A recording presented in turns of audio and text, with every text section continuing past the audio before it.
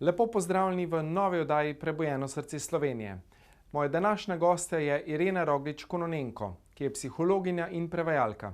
Več kot 2 desetletji se že ukvarja z Bachovo cvetno terapijo, metodo pomoči v čustvenih stiskah, ustanovila je Inštitut za Bachovo cvetno terapijo, psihično pomoč in umetnostno terapijo v Ljubljani.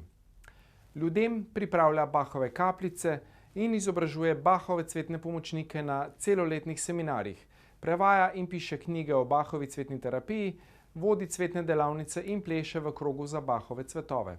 Dodatno se je izobraževala v 3-letni podiplomski šoli psihološke astrologije Viktorja Gerkmana, za pomočnico z Bachovimi kapljicami na Bachovem inštitutu na Dunaju pri Medschild Schäfer ter za plese v krogu pri Marianne von Schrichov, dr. Gabriele Vözlen in Kriakosu Kamalidisu.